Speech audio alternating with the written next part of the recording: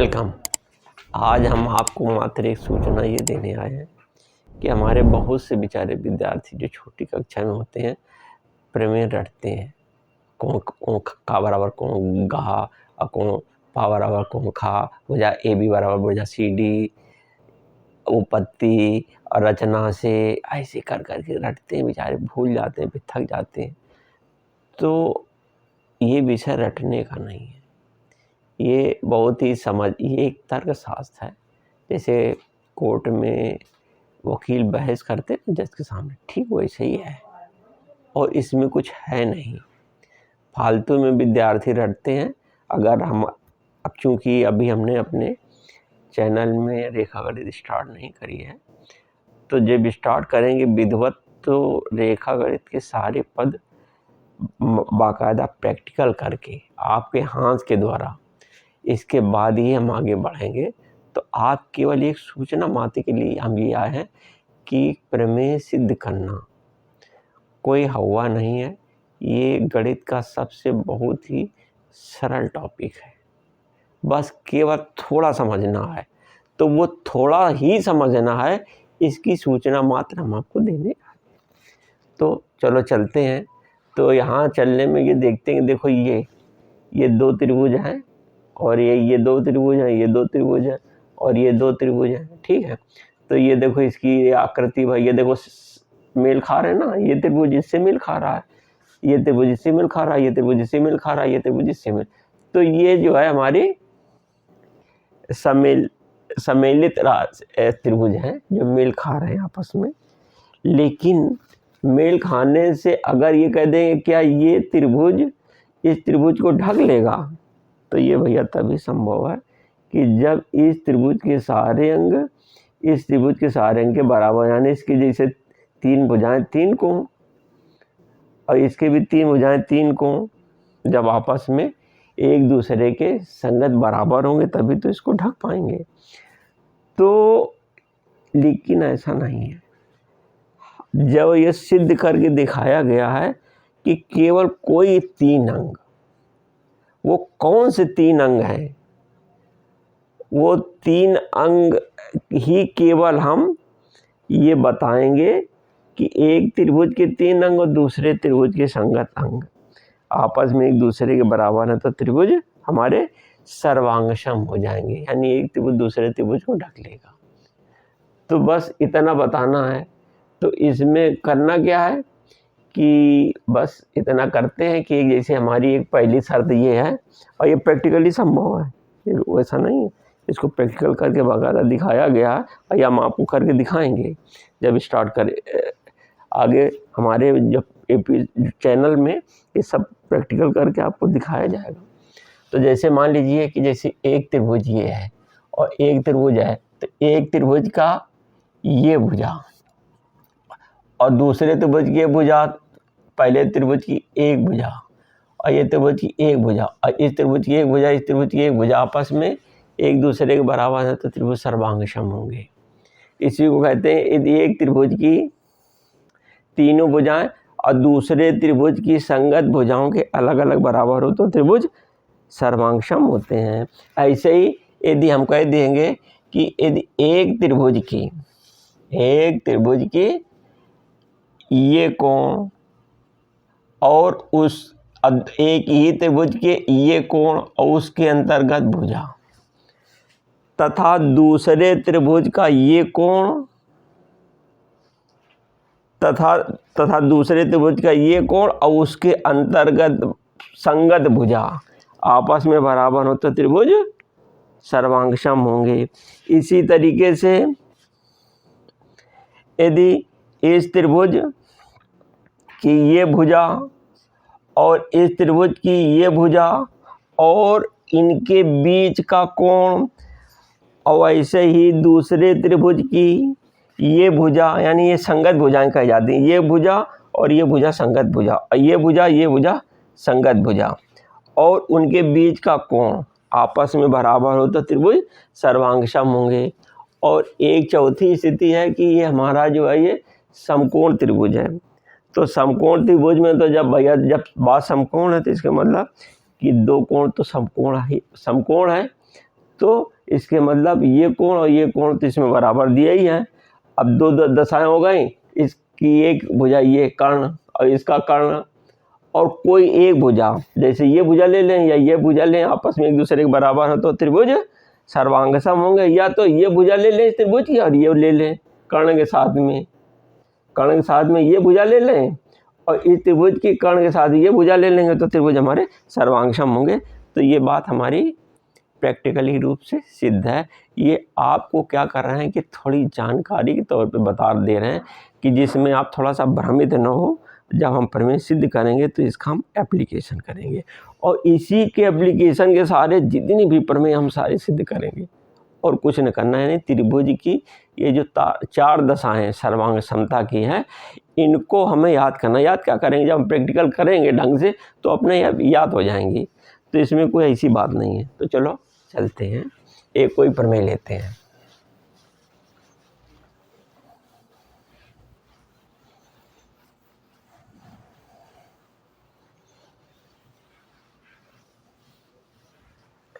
जैसे इसमें लिखा गया है कि वृत्त के केंद्र से जीवा पर डाला गया लंब जीवा को सममध्य भाजित करता है।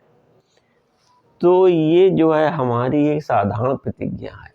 तो इस साधारण प्रतिज्ञा में ये देखा जाता है कि कौन कौन चीज़ें हमारी कौन कौन पद दिए हुए हैं और क्या सिद्ध करना है। तो ज़्यादातर क्या होता है कि सिद्ध तो एक ही पद में बात, एक पद ऐसा होता है जिसमें सिद्ध करने वाली बात होती है और बाकी जितने पद होते हैं वो सारे पद हमें दिए हुए होते हैं। खुद है वो, मतलब जो प्रश्न कर रहा है वो खुद ही दे देता है। जैसे इसमें वृत्त का केंद्र और दूसरा जीवा पर डाला गया लंब और तीसरा है ये देखो हमारे सिद्ध वाली बात है। ये साबित करना है कि जीवा को सममध्य भाजित करता है। तो पहला पद और दूसरा पद तो ये हमारा दिया है और ये तीसरा वाला हमारा क्या है, ये हमें ये सिद्ध करवाता है कि आप इसको साबित करके हमें दिखाओ कि जीवा दो बराबर भागों में बंट जाती है। कब कि यदि ए ये है, ये देखो हमने क्या किया, ओ केंद्र वाला एक वृत्त ले लिया और जीवा मालूम किसको कहते हैं, परिधि से परिधि तक की जाने वाली जो रेखा होती है वो जीवा होती है। ये रेखा जीवा है। ऐसे यदि हम तमाम खींच दें ऐसे ऐसे करके ऐसे ऐसे करके तो ये सब हमारी जीवाएं हैं, ये सब जीवाएं हैं, ये सब जीवाएं हैं। और एक ऐसा भी होगा कि ये हमारी जीवा जब हमारे ये केंद्र वाले बिंदु से होकर के जाती है, देखो ये है और ये भी हमारी जीवा है। तो जब कोई जीवा केंद्र से होकर के गुजर जाती है तो वो हमारी व्यास कही जाती है। यानी व्यास वाली लाइन छोड़ करके, वो एक लाइन छोड़ करके सीधे व्यास वाली जितनी भी रेखाएं परिधि से परिधि तक की जाती है वो सारी जीवाएं कही जाती है। ठीक, तो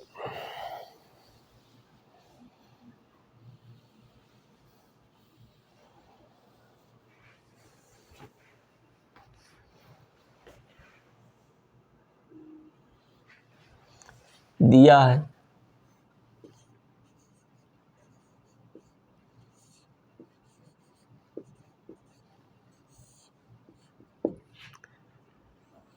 ओ केंद्र वाला एक वृत्त, एक वृत्त दिया है ओ केंद्र वाला ये, ठीक है। और ये देखो यहाँ पर हमने ये दे दिया और दूसरा क्या, जीवा पर डाला गया लंब। दूसरा क्या है, जीवा पर डाला गया लंब, डाला गया लंब।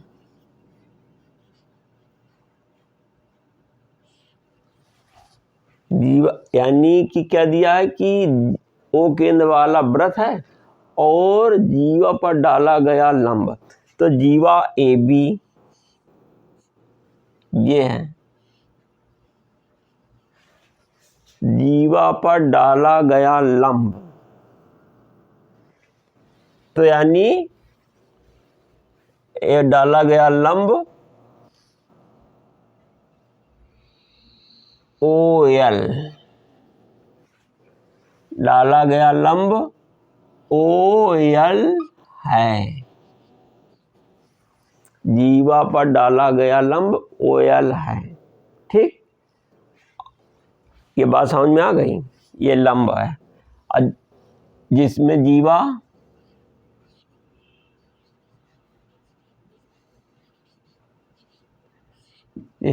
जीवा बराबर जीवा AB है।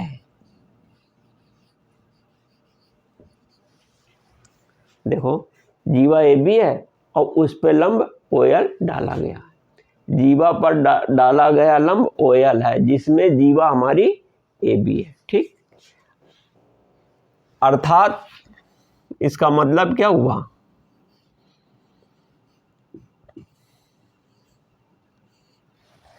जब हम किसी रेखा पर कोई रेखा लंबवत डालते हैं तो कैसा कोण बनता है, तो ये देखो ये कोण हमारा 90 अंश का बन गया, अर्थात कोण OLA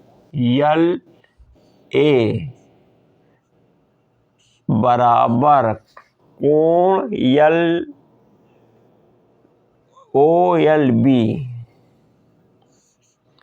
OLB ये बराबर कैसे है, ये समकोण है।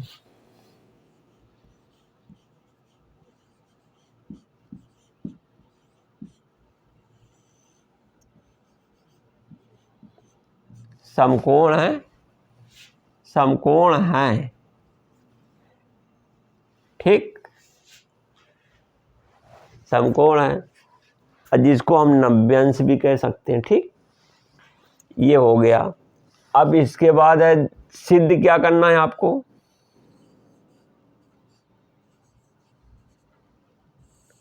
सिद्ध करना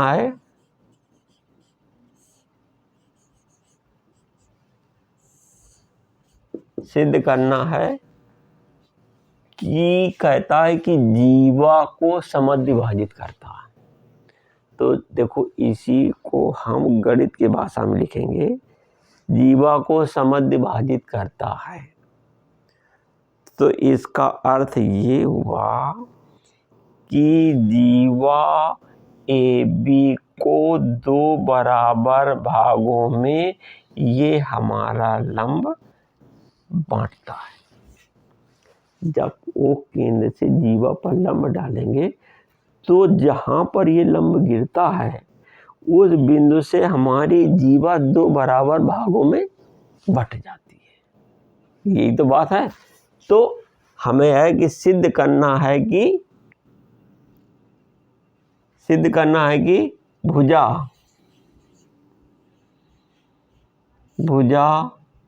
AL यानी ये वाली ये बराबर होगी भुजा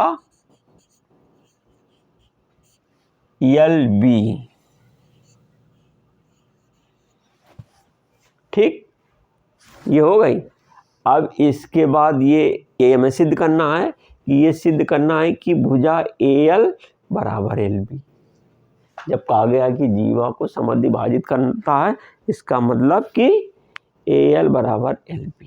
अब यदि बाई चांस आपको नहीं आता है तो इसको पहले ये भाषा लिखो और इस भाषा को लिख करके लिख दो कि इसका मतलब ये हुआ कि भुजा AL बराबर भुजा LB। जीवा को समद्विभाजित करता है, इसका अर्थ ये हुआ, ये लिख सकते हो, कोई गुनाह नहीं है। जीवा को समद्विभाजित करता है, इसका अर्थ ये हुआ कि जीवा समद्विभाजित करता है, तो यानी भुजा AL बराबर भुजा LB के होगी। ठीक, अब देखो यहाँ पर जो हमारी एक रचना बनाई जाती है, रचना क्या होती है, ये जिससे प्रश्न किया जाता है उसको जुगाड़ करने का मौका दे दिया जाता है, जुगाड़ करने का ये मौका दे दिया जाता। अभी हमने आपको बताया था कि कोई भी प्रमेय यदि हम सिद्ध करना चाहते हैं तो बस क्या करेंगे, दो त्रिभुज बन जाए, और दो त्रिभुज बनने के बाद अब उनको जो सर्वांग समता की चार दशाएं हैं उनमें से यदि कोई दशा हमारी इसमें टैली कर जाती है, कोई एक दशा हमारी मिल जाती है, तो जब दो त्रिभुज हमारे सर्वांग सम हो गए तो एक त्रिभुज दूसरे त्रिभुज को ढक लेगा तो सारे अंग बराबर हो गए।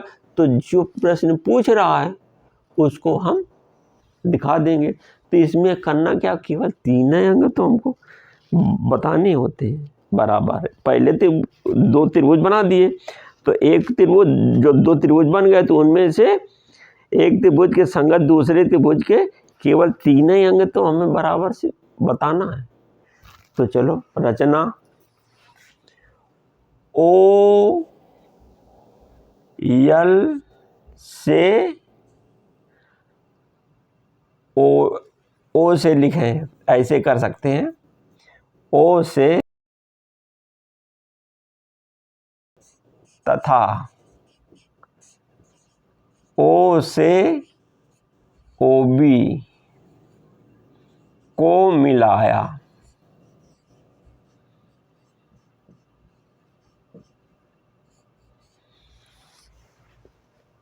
ओ से ओ एल तथा ओ बी को मिलाया। अब क्योंकि ये सारे पद जब ज्योमेट्री आपकी स्टार्ट की जाएगी, बताई जाएगी, ये दो पॉइंट कहीं दिए, बिंदु दिए, तो उनके बीच रेखा खींची जा सकती है। तो इसीलिए हमने क्या किया कि देखो एक पॉइंट ये और एक पॉइंट ये, तो इनके बीच एक हमारी ये देखो ये रेखा खींच गई, और ओ से ओ बी तक की ये देखो ओ बी रेखा खींच गई है, ठीक। ओ से ओ तथा ओ से ओ बी को मिलाया, ठीक। उपपत्ति में क्या करना होता है, बहस करनी होती है। जैसे कोर्ट में वकील बहस करता है ना, तो केवल बहस करनी है। और बहस क्या करनी है कि अपने जुगाड़ की बात करनी है, कि हमको क्या करना है कि केवल दो त्रिभुज बता दें। अपना हमने जुगाड़ सोच लिया कि बहस हमें क्या करना, कैसे मुकदमा जीतना है, कि या दो त्रिभुज की बात करें और उनमें से कोई तीन संगत अंग बता दें, बराबर है तो बस बात सिद्ध हो जाएगी। तो जब सब अंग बराबर होगा तो जो प्रश्न पूछ रहा वो उसके बराबर दिखा देंगे, बस यही तो करना है। तो त्रिभुज ओ ए एल और त्रिभुज ओ एल ए और त्रिभुज ओ एल बी में, ये देखो हमने संकेत दे दिया कि देखो ये दो त्रिभुज हैं। हमने क्या किया था, रचना से दो त्रिभुज बना दिए थे, तो बना दिए थे इसीलिए रचना हमने इसी की थी कि दो त्रिभुज बन जाए। तो हमने ये सोचा था कि जब हम उत्पत्ति बताएंगे तब फिर दो त्रिभुज की ओर इशारा करेंगे और फिर वहीं से तीन पॉइंट हमें संगत पॉइंट बता देनी है, बस इतना करना है। तो हमने रचना से करके हमने दो त्रिभुज तो मार दिए, एक त्रिभुज ओ एल ए और ओ एल बी, ये तो हमारी रचना से मिल गए। तो वही हमने दिखा दिया, इशारा कर दिया, देखो ये सर माय लॉर्ड, ये देखो ये त्रिभुज हैं, ठीक। तो कहेंगे हाँ बात सही है कि एक रेखा एक बिंदु से दूसरे बिंदु मिला सकते हैं, तो रेखा बन गई, तो ठीक है। तो हम ये कहेंगे भुजा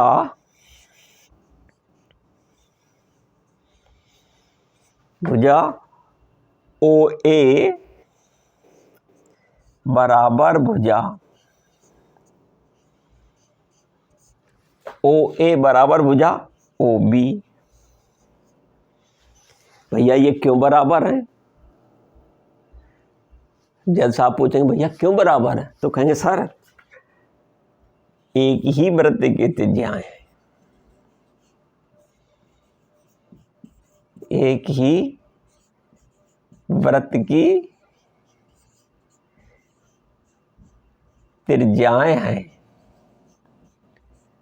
सर एक ही वृत्त की त्रिज्याएं, तो आपको मालूम है जब एक ही वृत्त की त्रिज्याएं तो आपस में बराबर होती हैं, इसलिए हमने इसको बराबर दिखा दिया। चलो यार एक बात हो गई, बचे तो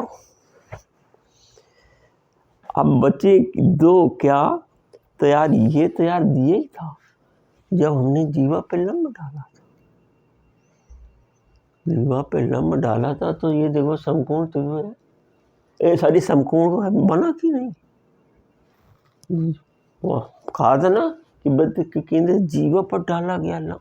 अरे भाई जीवा पे हमने ये लंब डाला था तो ये कोण समकोण तो हमें मिल गए थे, तो मतलब ये दिया है, ये तो सर आप ही ने दिया है कि जीवा पे लंब डाला है तो कोण तो 90 अंश बनाएंगे। ठीक है, कोण OLA बराबर कोण OLB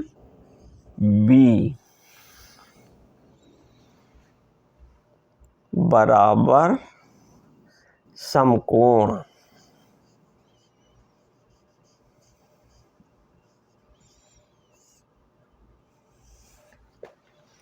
ये तो सर दिया ही है, देखो ये हमने अर्थात करके ये चीज़ तो हमने आउट कर ही ली थी, इसीलिए हमने अर्थात लिख दिया था कि एक देखो पॉइंट हमारा आउट हो गया, दिया है। अब देखो जीत होने वाली है, अब दो देखो हो गया है, तो देखो ये जो हमारे दो त्रिभुज सर्वांग समता की दशा देखने वाले, इसके मतलब ये दोनों त्रिभुज कैसे हैं, ये जब ये 90 का ये 90 का तो इसके मतलब ये समकोण त्रिभुज है ना। तो ये कैसे त्रिभुज हमारे समकोण त्रिभुज हैं।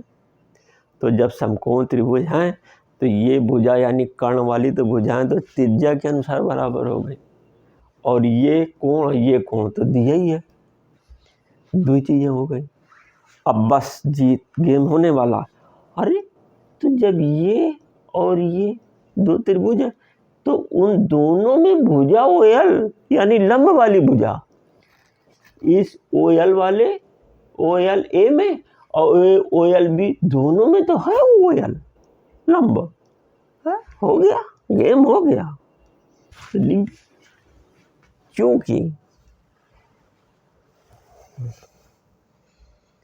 क्योंकि भुजा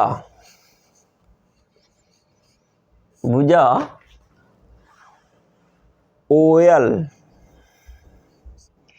दोनों त्रिभुजों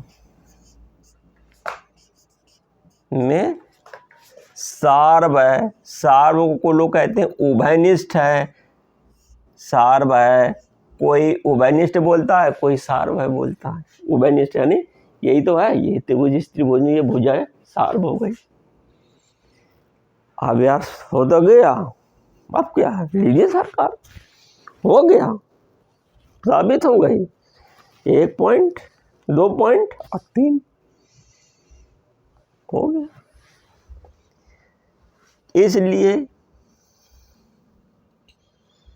इसलिए त्रिभुज OAL सर्वांगसम त्रिभुज OLB, अब जब ये सर्वांगसम हो गए यानी इस त्रिभुज के सारे अंग इस त्रिभुज के सारे अंग के बराबर साबित हो गया, तो इसके मतलब कि ये भुजा इस भुजा के तो होगी जब सब अंग बराबर हो गए। अतः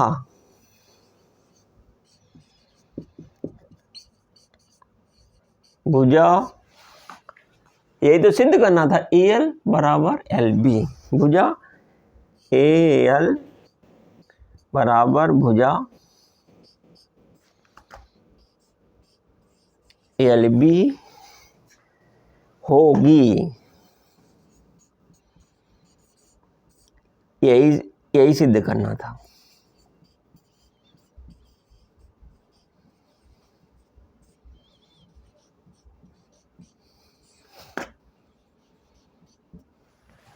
ठीक, अब काम खत्म हो गया। जिसको हुआ बोलते थे बड़े आराम से हो गया। बाय।